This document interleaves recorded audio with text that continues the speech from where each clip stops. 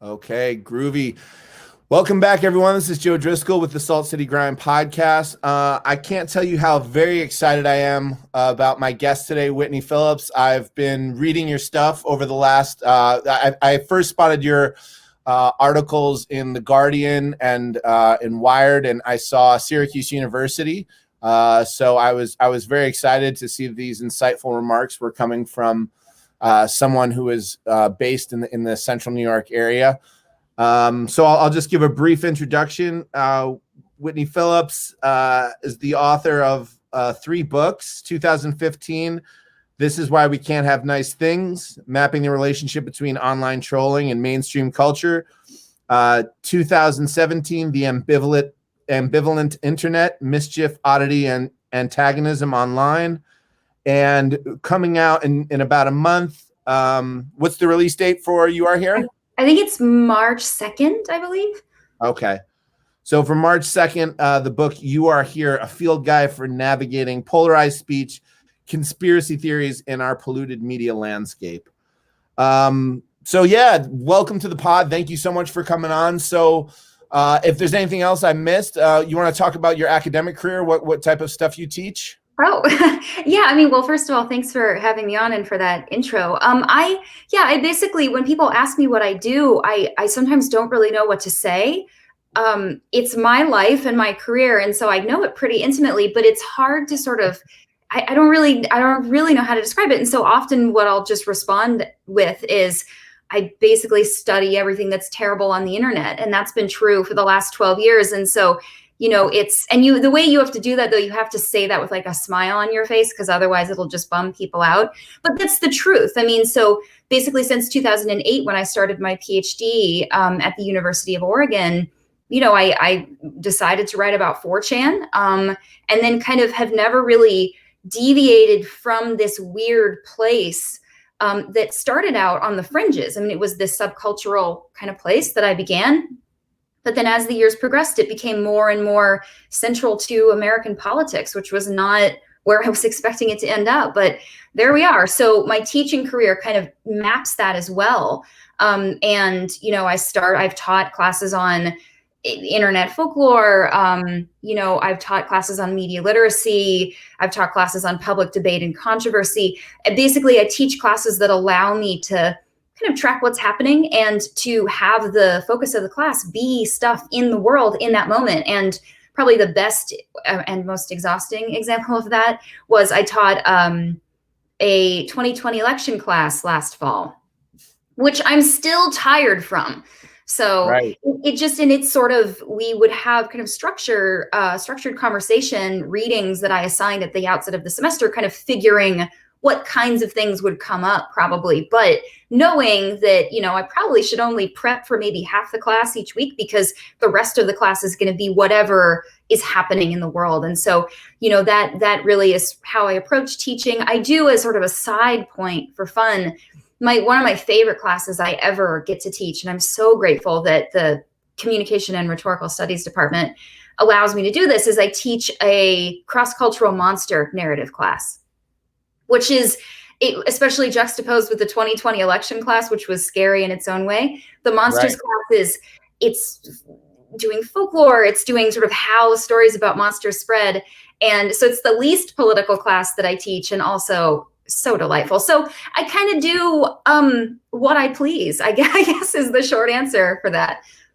Well, it's great. Well, first of all, I discovered Joseph Campbell in high school, and I was a huge mythology person. That led to reading all other types of mythology. That was kind of my intro into the world, and so I was very fascinated and excited to hear that was another field of study for you beyond studying everything that's horrible on the internet. And then as I was starting. Sorry. Oh no. Where is it? So, I don't even know where my phone is. Oh God. You're fine. Sorry. You're fine. But as I started reading your books and articles, I was like, God, this must be exhausting, reading everything that's horrible on the internet, like paying attention to this. Like it's got to be emotionally draining at times, I'd imagine. Yeah, it really can be.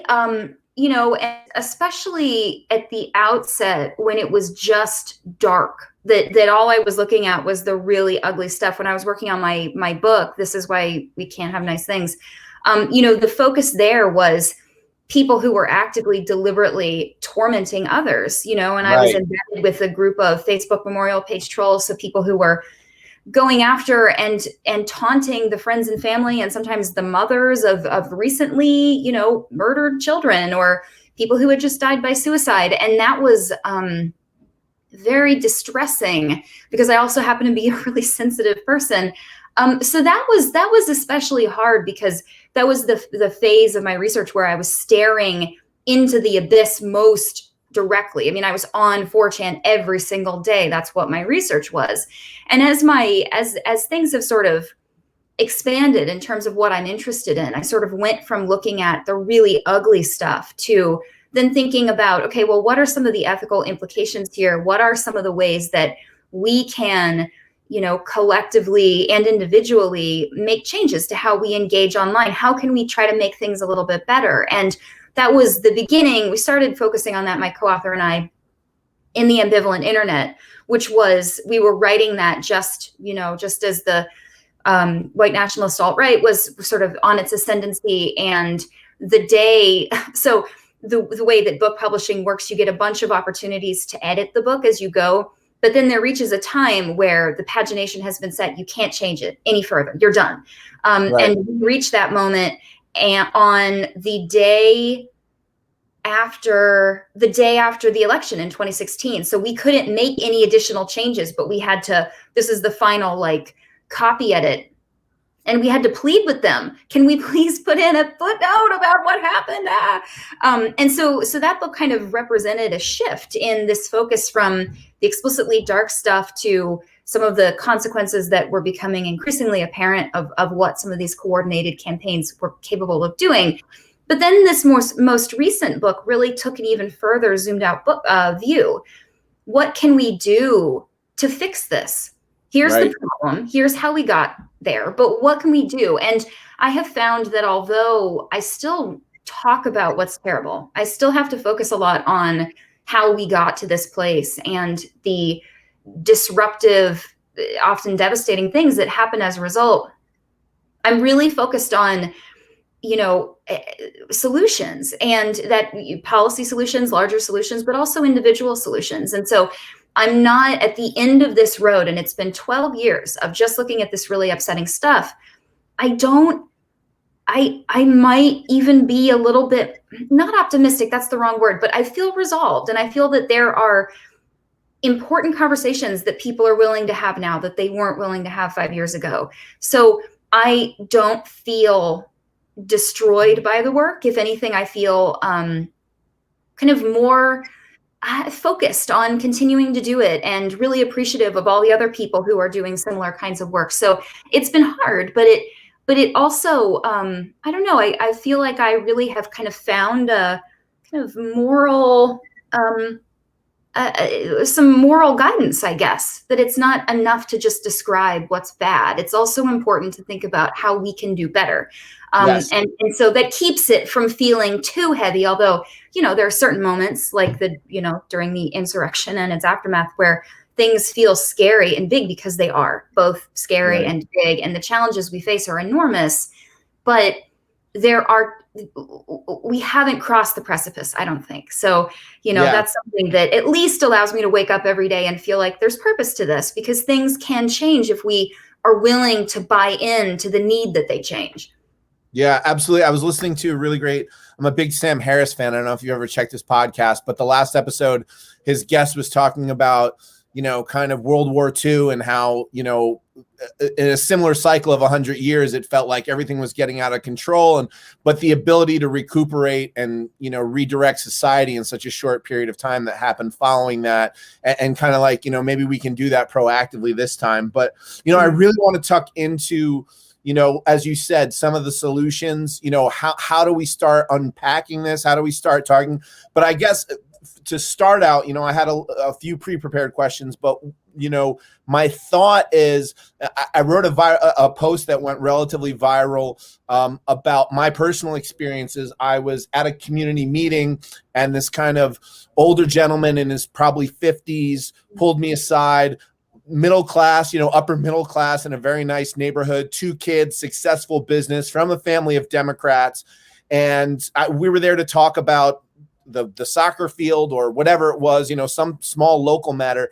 And he just kind of cornered me and got into it about JFK Jr. and that Trump was here, to save us. And he was a predestined savior and kind of all these QAnon talking points. So I guess, I don't know if this was covered in your work, but, some background about how did we get here? How do you feel that the QAnon phenomenon and all this stuff really broke out of the kind of typical 4chan circuits or whatever, and kind of, we have people in Congress now that prescribe to these kind of, so what do you feel the progression was that got us here, that it seems so mainstream with some of these ideas that, like, Democrats are drinking children's blood and there's a huge pedophile network and all these things? How do you feel that, this kind of dynamic, what's the primary thing that got us above the fringe element into the mainstream? Well, I mean, it's a big question, and the answer is pretty big too. So I'll do my best. But the fact of what's interesting about QAnon is that, so although the furthest sort of fringe elements of QAnon are extreme, I mean, without any question, the blood drinking, all of that sort of stuff. So the people who really truly believe those extreme elements, those are extreme beliefs, and that also is kind of a fringe phenomenon, right? Like, I mean, it's more people than you would expect, but the average person probably is not thinking about the blood drinking and the pedophile networks. But the underlying narrative that makes QAnon make sense is actually not at all extreme. It's actually very, very mainstream and has been prevalent within certain far-right circles for decades. And one of the places that you can look for a historical analog with QAnon is the satanic panics of the 80s and 90s. It was very similar in sort of narrative construct to Pizzagate, which preceded QAnon. Pizzagate has now gotten roped into QAnon, but it is unique in that Pizzagate emerged before the 2016 election. That matters because before Trump was president, there could not be a deep state. And so he had to be president first in order for Pizzagate to then get kind of retconned into the deep state narrative and then therefore be included in QAnon. But at this point, Pizzagate is now a part of that idea. It's the satanic pedophile networks. Those accusations were made in very similar ways, obviously through different networks, but it was the same basic argument, the same basic narrative, 30 years ago, 40 years ago. And in some circles, even further back than that.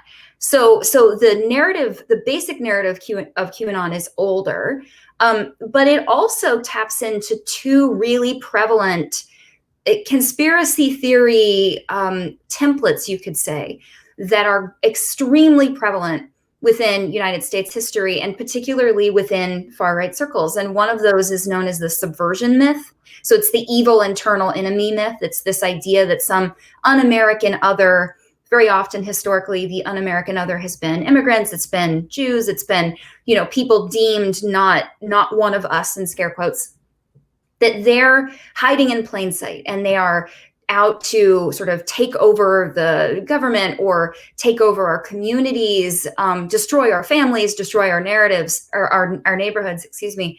And that was something that was persistent historically for decades. This specific them would change, but the basic narrative remained the same.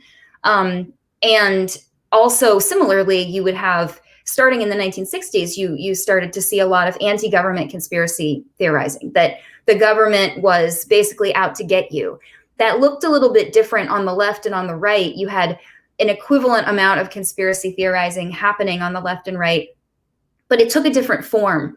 So people on the left, they had conspiracy theories, often, based on things that turned out to be true that the US government was actually doing. But it was this idea that the government was out to get you, but that it was fascist in a right-leaning direction. Now on the right, there was the same belief that the government was out to get you, but that's because it was fascist, but in a left-leaning direction. And so, that idea, though, that the government lies, you can't trust them, and kind of relatedly, the news media is also sort of covering things up for the government too, which was very prevalent before the JFK assassination. There was a lot of sort of lockstep within the news media about things that often were proven to be false. So, journalists were complicit, either knowingly or unknowingly, in things that turned out to be real conspiracies. So there were reasons, in other words, for a lot of people to actually have suspicions about the government. Where you were politically was going to determine who you thought the bad guy actually ultimately was, who was responsible for that. But those two conspiratorial energies were really prevalent and common in the US. It just so happened that the sort of heady combination of, subversion myths coupled with anti-government conspiracy theorizing, those things were really, really common on the far right within evangelical media networks. And so those ideas for many, many people became very prominent in their media experiences, especially those were the kinds of narratives about communists, about, this particular kind of them coming to get you. That was really prevalent on far right radio networks. So heading into the Trump era, you're already talking about maybe 40 years of belief systems that have been really normalized and become very, very prevalent within certain segments of society. And that doesn't mean that the only people who ultimately believed in QAnon come from the far right, but you have a lot of those energies that are already on the ground. Trump taps into a lot of those things. And so a lot of the things that Trump himself was saying, or that became wrapped up in some of these other conspiracy theories, they mapped onto a worldview that was already there. And so people may have become more entrenched in certain ideas because Facebook's algorithms were directing them to certain content. But an algorithm cannot radicalize a person. A person has to bring data to an algorithm, and then the algorithm, decides it knows everything about you and then feeds you more of the same, of the things that you like. So the reason that we got into this mess is because so many people were already primed to believe, or already did believe, some version of a very sort of secularized, less sensationalist version of the deep state theory. This idea that especially the liberal establishment, was out to get the conservative us. And so you can see how that would fit really well with the kinds of things that Trump would then argue about liberals, the swamp, all those kinds of things. And then it gets wrapped up in impeachment, and then of course in COVID, and then of course in the election. So it really has been a perfect storm, not of the Trump era, not even of the Facebook era, not even of the Fox News era, but of, the entire mass media era in the United States. And that's why dealing with these beliefs is really hard, because this is not about someone having a switch flipped off or on, in 2019. That's just not how these things work. So it runs really deep. The beliefs are often very coherent for the people who believe them. They're not crazy. They're not stupid. Many of the beliefs are not empirically grounded, but that doesn't mean that there's some fundamental break in their rational capabilities. It's just that what they're seeing looks like confirmation from every side. It's just that the information they're seeing happens not to be true.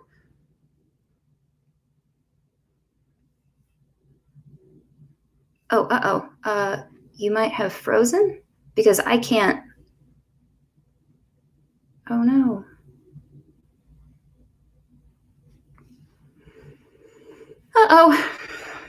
Well, folks, I don't know where Joe went, so I guess I could ask, let's see, I'll ask a question of myself. Okay, here's a question. How do you account then for the fact that there are a lot of people on the left, or people who aren't sort of Trump supporters, who support QAnon or believe in QAnon? That's a good question, Whitney, I'll tell you. So it is the case that within certain communities, these beliefs are more sort of normalized or more sort of prevalent in the air people are breathing. But it's not just being a Trump supporter, not just being someone on the right that it determines whether or not you would accept these theories. It has to do with trust and mistrust and who you're inclined to trust and mistrust. So for many folks, they're, because of their life experiences, maybe they have good reasons for this, but for whatever the reason, they mistrust the medical establishment, or they mistrust scientists, or they don't place their faith in the official account, which is a lot of people, not just people on the right. So that helps explain why, within the QAnon ranks, you also see folks in the wellness community, in yoga studios, who otherwise would not be regarded necessarily as being sort of Trumpy in inclination, ultimately engaging with the kinds of materials, the kinds of information, the kinds of beliefs that then bring them to QAnon through often algorithmic recommendations. So I don't know what other kinds of questions I can ask myself about this, because I still don't know what happened to Joe. So I am going to email him right now. I don't know why I'm narrating this, but I feel like I should somehow. I am still on the show. Where are you? You lose your name. It's a pretty obvious question to ask. Well, let's see. What other kinds of questions? Okay, well, so another question that I get really frequently is the question, what do you do when you encounter someone in your life who believes some version of the QAnon megaplex? So, it's really important, first of all, that not everybody believes in the blood drinking stuff. I mean, that there are some folks who do, but others, that's a bridge too far, right? But they may believe in the deep state, whether or not they say the word deep state, the phrase deep state specifically, that they were convinced and remain convinced that there is a cabal of Democrats who are actively trying to undermine Trump. That's a more secularized version of the pretty evangelically focused elements of QAnon that get the most play. So if you encounter someone in your life who believes some version of that, the number one thing, the most important thing is don't yell at them, don't make fun of them, and don't accuse them of being either crazy or stupid. Okay, so I'm responding to Joe. Hold on. We're gonna get through this, everybody. Well, I'm just interviewing myself now.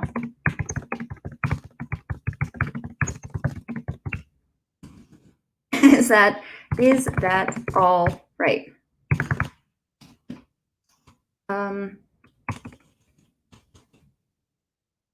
I can answer the main questions I get from people.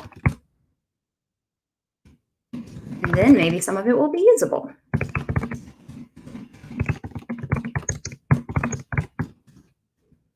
Hold on, everybody. Okay, we're just coordinating. See how it works? So just coming at somebody and being super accusatory, it's not, for one thing, that's just not going to be rhetorically effective, especially if you come at someone and sort of are throwing fact checks at them.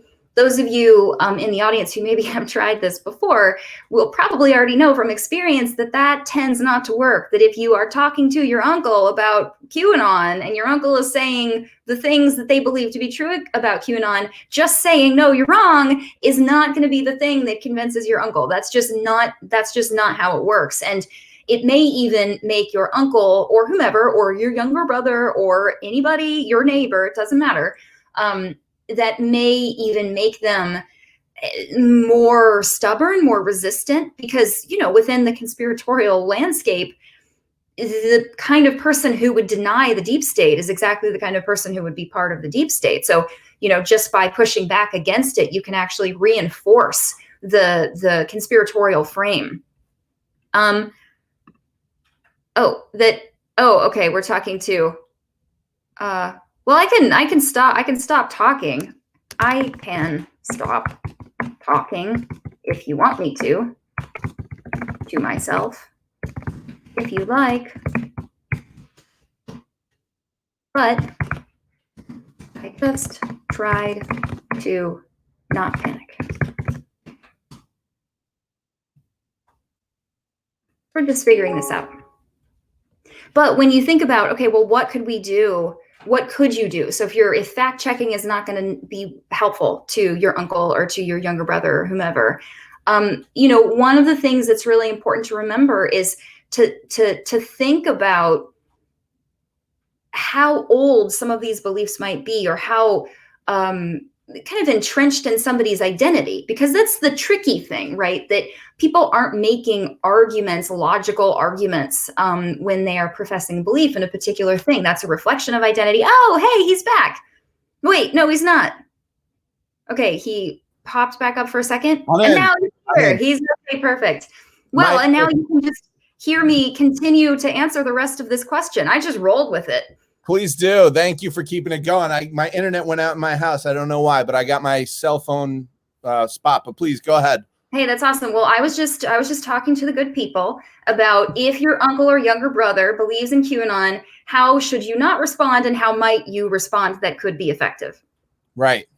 This is the number one question I get. So I just, to quickly bring the host up to speed, don't yell fact checks at them, and don't call them crazy, and don't make fun of them at a family dinner. Hopefully socially distanced and with masks and outside, or better, just like wait till we're all vaccinated, but that's a separate conversation. But so, you really have to think about how it is that people arrive at these beliefs, and recognize the fact that they get there because they feel coherent. They help cohere a person's worldview, a sense of identity. And you can't argue someone out of their identity. That's just not how that works. The one thing, though, that can be helpful is to, instead of immediately sort of descending upon the fact value of a particular element of the conspiracy theory, try to have more of a meta-reflective conversation that allows you to maybe talk about how the person gets their information, or what they understand about algorithmic recommendations, and get them talking about networks, get them talking about the process of information gathering, rather than just starting with, no, you're wrong about this particular claim. And those kinds of conversations are not guaranteed to dislodge the belief. The belief may not be dislodgeable, but if you're starting with a sort of network focused approach, you can maybe get them thinking about why they're seeing certain information, rather than the fact that they're seeing it. Because the way that, networks and recommendations work online is, when you feed the algorithm, you tell the algorithm who you are, or the algorithm thinks they know who you are, then they tee up content for you to then continually engage with. And the more of it you engage with, the more of it you're served. And what that does, not just on a particular website, but on multiple websites, multiple social sites, is that people end up seeing lots of apparently confirming information. And a rational person, when confronted with information that all looks to confirm a particular idea, it's not unreasonable for them to think, oh, well, this must be because it's actually happening. It must be real. But that's not true. That just means the algorithms on these different platforms are serving you this content. So having that having that opportunity to step back and talk to the person in your life about why they're seeing what they're seeing is a good first step. It is, at the very least, not likely to get them to immediately yell at you or get mad at you or disengage from you right out of the gate. And that's one of the things that we really want to avoid in these kinds of conversations.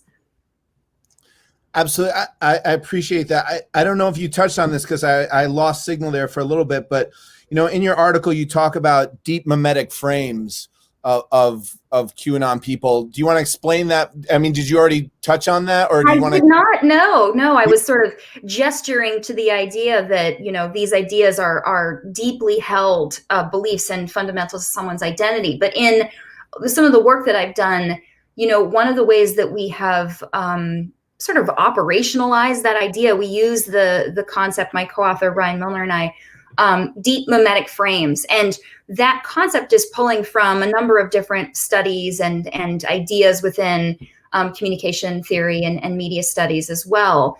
And so the deep part of deep memetic frames speaks to the fact that people have stories. They tell themselves stories about the world, their lives are structured with these stories. And many of the stories we tell, especially the ones about who we think are good and who we think are bad and why, we carry them deep in our bodies. We feel our stories. This is not rational. This is not logic. This is experiential affect. So that's the deep and deep memetic frame. The frame part is just the mechanism through which we see the world, and how our vision is framed will sort of dictate, or at least certainly strongly influence what we see. So if you think about, I'm looking out of a window in my house right now, the window is cut such that I can only see certain elements of the house behind us. If the window were larger, if it were more rectangular, if it were whatever, I would see more. But because this is how my room is framed, that's what I see. So you have the deep, you have the frames, and memetic. So that's derived from the idea of a meme. And what characterizes a meme is that it changes over time. It's altered by multiple people over a period of time. And so it evolves as it travels. And our deep memetic frames are the same way, that we're not just born with a set of deep memetic frames that never change. I mean, many of us can speak to, the things we believed politically when we were younger are not what we believe anymore. Many people go from not being religious to being very religious, or from being very religious to not being religious at all. So it's possible for the ways that we engage with the world to shift, and the process of both kind of consenting to our frames, but also being handed them and sort of accepting them as they are, but tinkering with them a little bit, or accepting the tinkerings of other people. That's what makes them memetic, that they evolve over time with us. And at a certain level, we inherit our frames, but on another level, we're choosing our frames. We're choosing how we relate to our frames. So those three things put together, deep memetic frames, it speaks to what structures our understanding of the world and how we fit in it, and where the threats are, and who the friends are, and who the foes are, and most importantly, arguably, what we should do in response. And so a conspiratorial deep memetic frame, it really is setting a person up to interpreting certain data in a particular way that someone else might not. I mean, someone else might see the same event and not think of it as being threatening at all. It's the classic example is the emails from, John Podesta's email account, that to people who were sort of seeing the emails through this deep memetic frame of conspiratorial paranoia, they were picking and choosing things that looked like evidence of something really nefarious. But a different person not standing behind those frames, they wouldn't have thought about it at all. And that's what happens when you're dealing with conspiratorial worldview.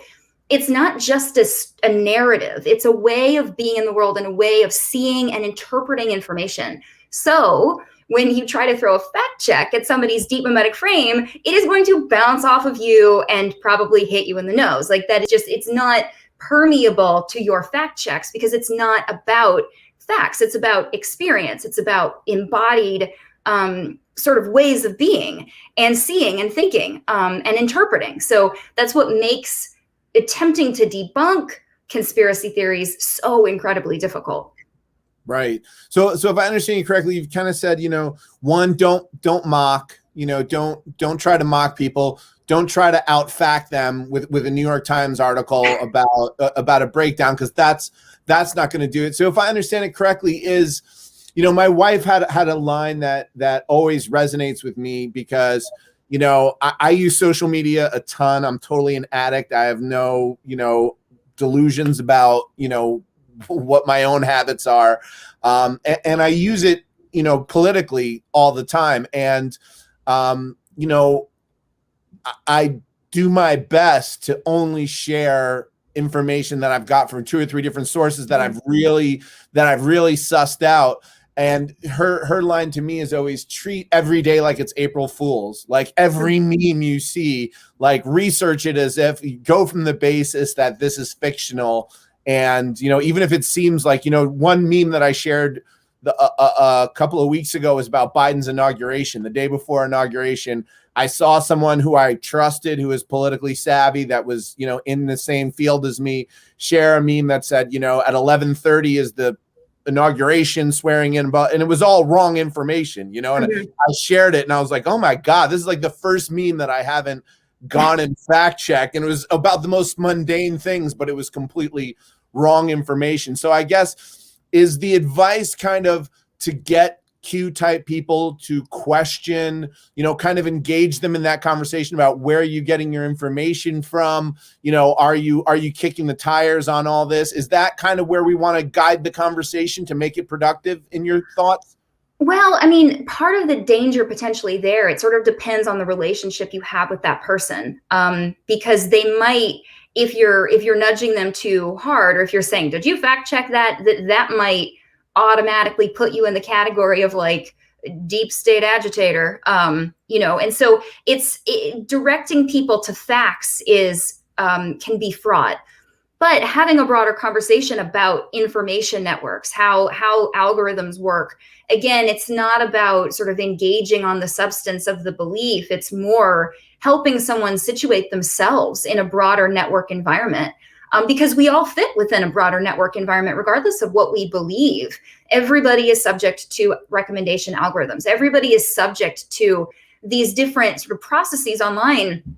And most people don't think very much about those things, not because they're not smart, but because they just are not really asked to. And frankly, social platforms, it's in their best interest for people to not really reflect on how the machine works, because if more people knew, they probably wouldn't like it so much.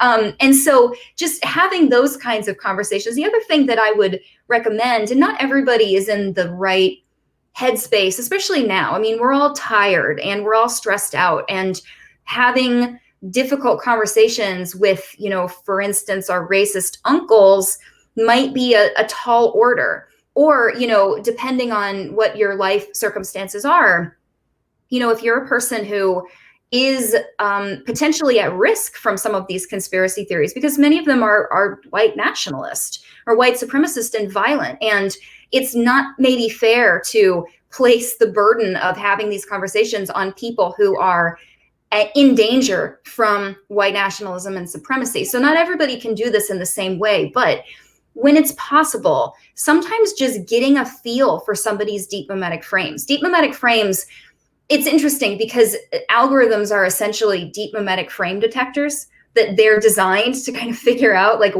who our good guys are and who our bad guys are. And many of us just, again, not because we're not smart, but maybe we don't have the time or the bandwidth or whatever to really think about that. We don't really think about what our frames are or what they look like. And getting someone to reflect on, what is your worldview like? That opening up that kind of conversation, asking people about what kind of media have you engaged with, and how has that made you feel about liberals? Who do you trust and who don't you trust, and why? And what kinds of experiences align with that? And how do you contend with the fact that my experiences are different? I've gone online too, and I've searched for this stuff too, but I've not found the same things as you, and why? Right. That is a conversation that's not going to immediately boil over. And both parties can learn something. So from the perspective of a person who is not a QAnon believer, you can't actually respond meaningfully and thoughtfully to someone's deep memetic frame until you know what it is.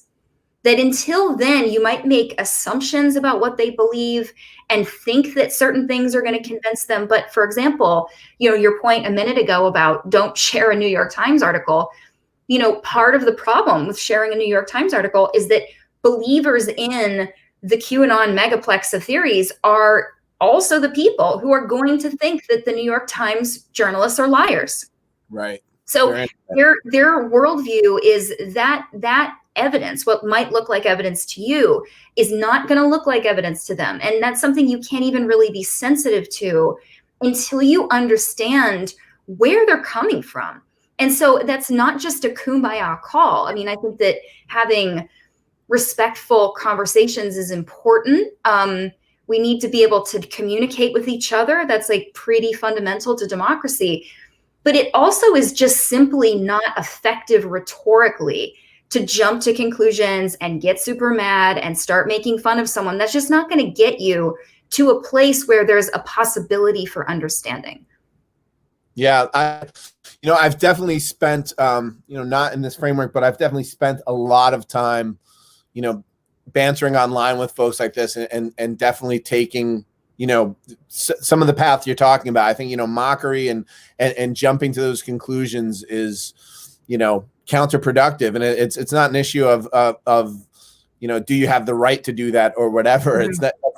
That's not the conversation. It's like, what's going to get us the results? And if that's the conversation, then we have to look at it. So I want to, I'm so upset that my internet, this is the second time in 2 days my internet has gone down for multiple hours, but I want to make sure we hit some of the bigger points, because, you said something that really, brightened me, because as again, reading your first book, I was like, oh man, this poor soul has looked at so much horrible stuff on the internet. But you said kind of, you feel that there's like, okay, there are some things that we can talk about. There is some direction we can go. So that's kind of on an, we were just discussing on an individual level what you as the individual can do. But, as you talk about the bigger picture, this is something that I've, been massively focused on for the last few years, just, not for any academic purpose, but just through the podcasts I listen to and the media I ingest, talking about what are these algorithms. I don't know if you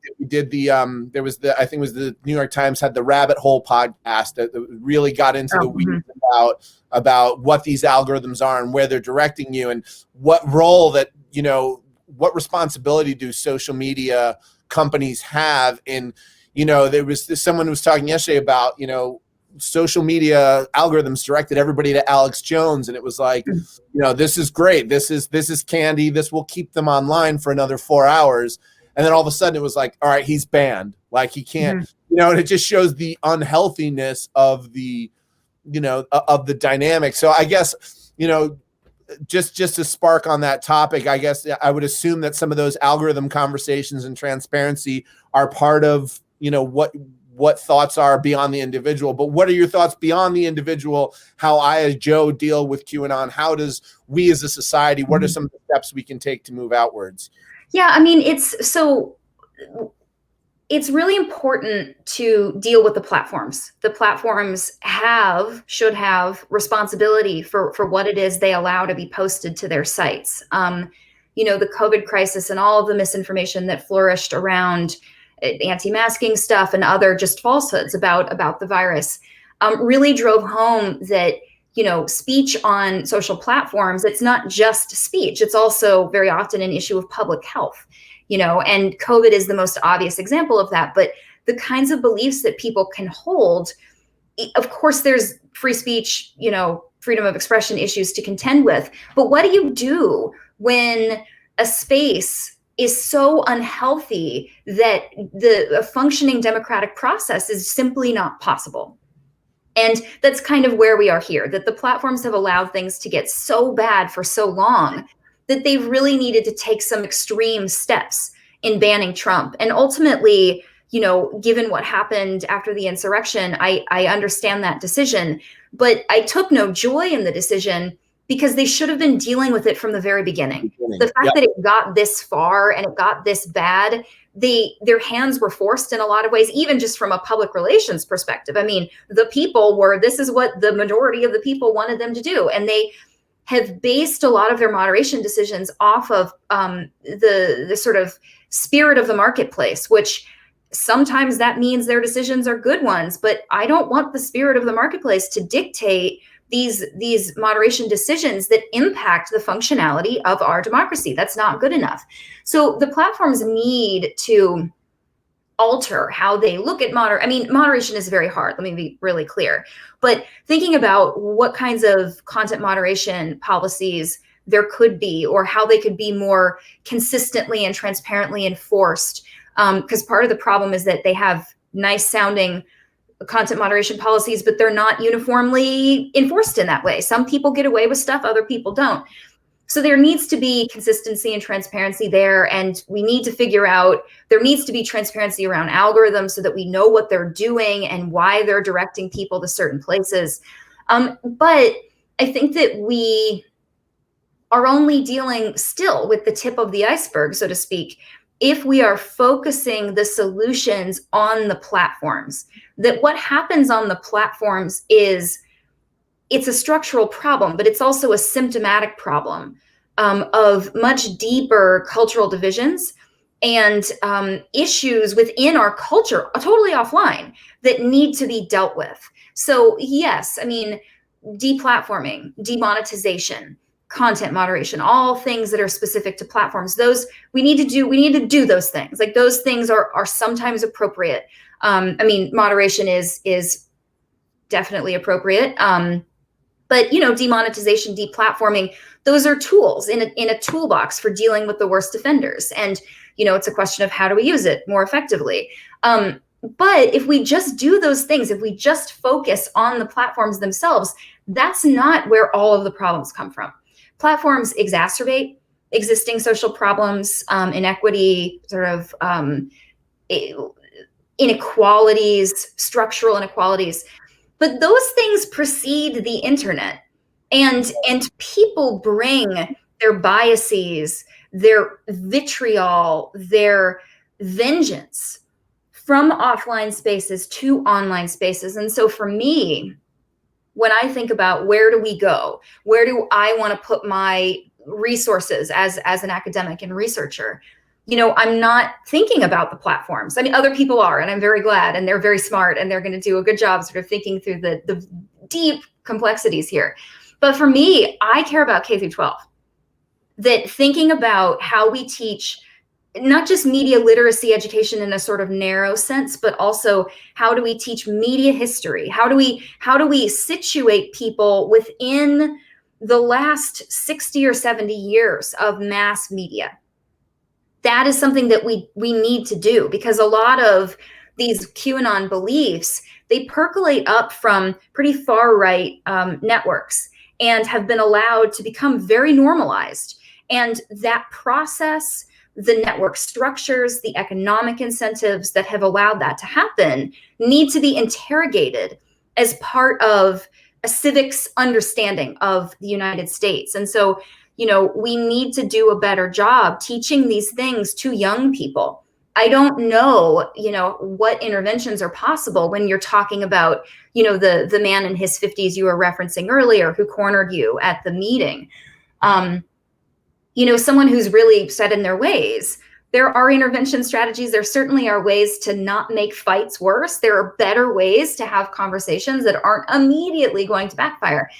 But we really need to be putting our resources on the people who have not been, I never want to refer to anyone, regardless of their political sort of identity, as being tainted, but our information landscape has been polluted consistently over decades. And so we need to start with young people who have not been raised in that kind of environment to model what healthy democratic participation looks like, and what healthy, responsible, ethical, inclusive, thoughtful media engagement practices look like. So those are the kinds of things, though, unfortunately, you can't just hit a button and then suddenly you accomplish that. That's long work. It's slow work. It's figuring out what teachers need in terms of their own resources.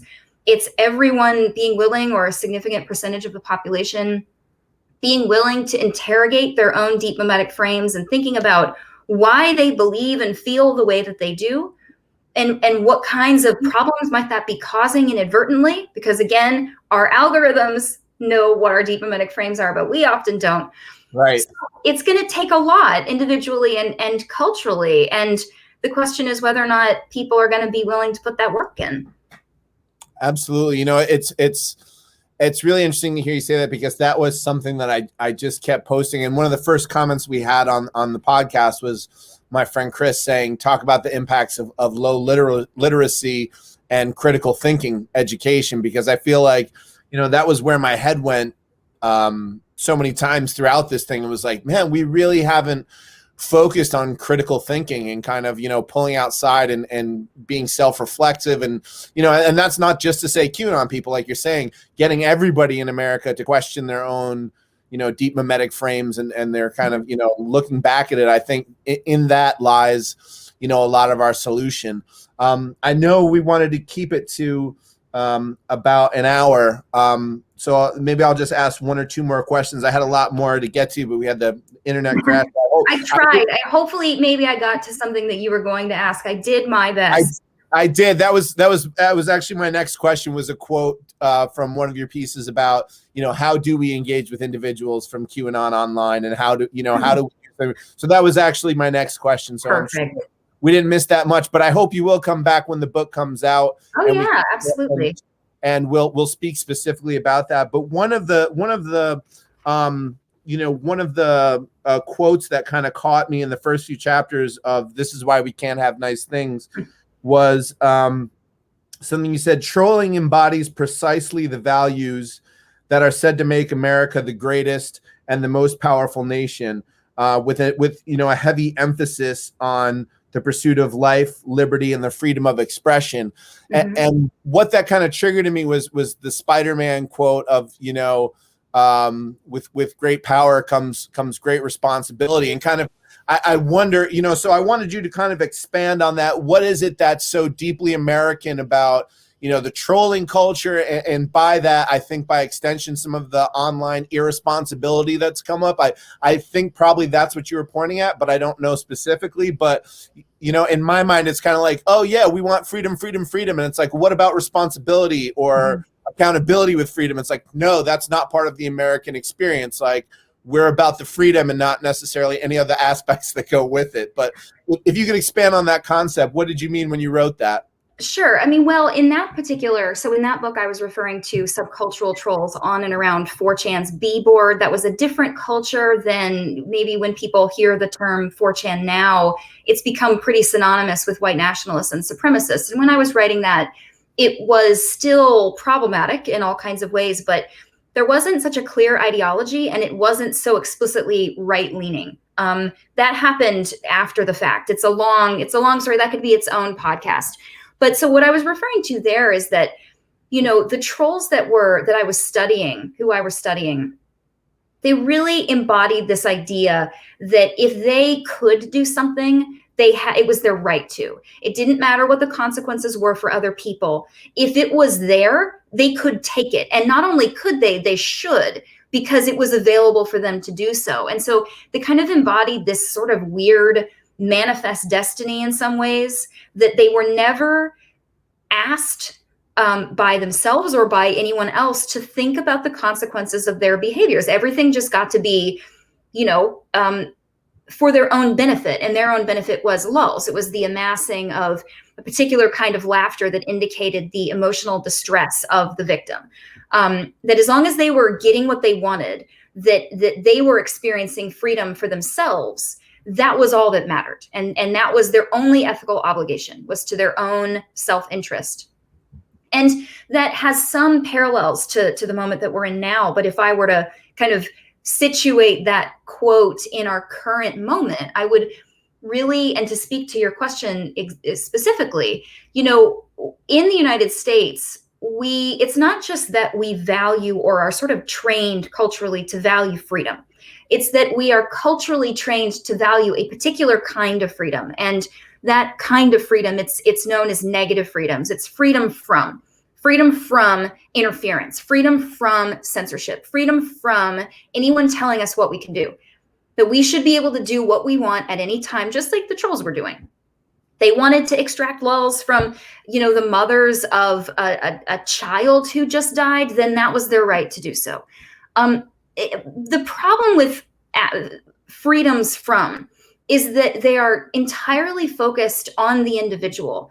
And what that does then is it creates kind of a myopic worldview in which you don't have to think about consequences. You don't have to think about the people you share your space with, that as long as you're happy, that's all that matters. And so negative freedoms are contrasted with what are known as positive freedoms. That's freedom for the collective. So it is the freedom for everyone to enjoy the same freedoms equally. And although people often look at censorship as it's this bad thing, right? Anytime you're restricting someone's speech, that's an infringement on their freedoms. You know, in terms of negative freedoms, yes. But what moderating or dealing with really problematic, really hateful, vicious, dehumanizing speech does, it actually creates more freedom for more people by giving more people the opportunity to speak and participate in a democracy. Right. And so to allow for more people to enjoy more freedoms, there has to be a line that we need to sort of respect.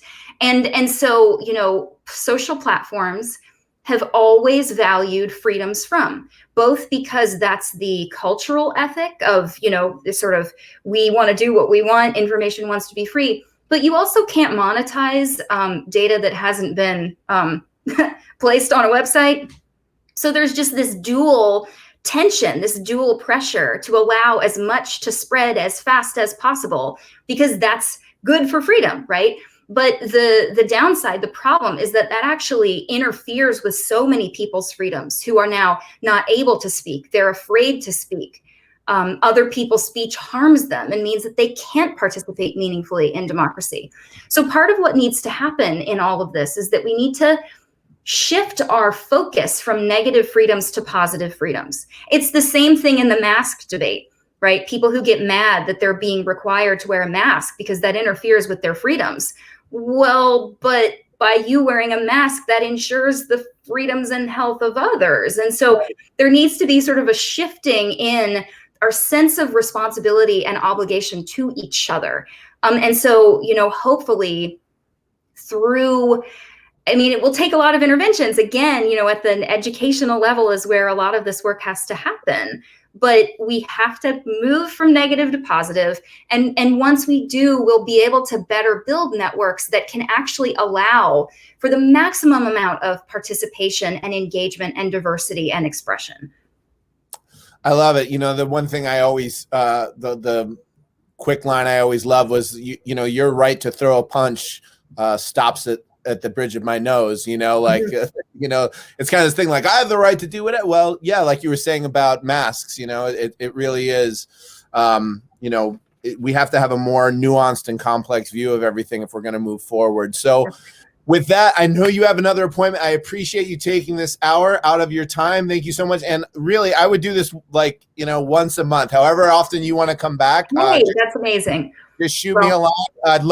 We'd love to have you and your partner back for March 2nd when your book comes out. Woo! For everyone who's watching this online, I put a link to the book where you can order online. Wait, online as in they can see me? What's that? They can see me? Yeah. Oh no! Oh, everybody, look, I'm cold. Okay, I didn't realize that was part of the bargain. That's really upsetting. Okay, I thought that this was just going to be audio. I thought that I was just looking at your face. All right, well, enjoy my hat, enjoy my 12 sweatshirts, enjoy my blanket. This is what it looks like in my very cold house. So apologies for my situation. The primary thing is the audio, you know. But still, oh God, I didn't know. I'm very embarrassed. All right, well, being real here. I thought that was understood. My bad. Oh no. Nope. All right. Well, thank you very much. Well, thank you, Whitney. I really appreciate it. And everybody, please, I just purchased the 2015 book. This is why we can't have nice things. And check our articles on The Guardian and Wired, and get the new book when it comes out. I really think this is some of these are the issues that keep me up at night. And you know, some of your writing is some of the best that I've read on the subject. And so I really appreciate it. It's really great stuff. Thank you. Bye, everyone. Thanks. Thank you for coming on.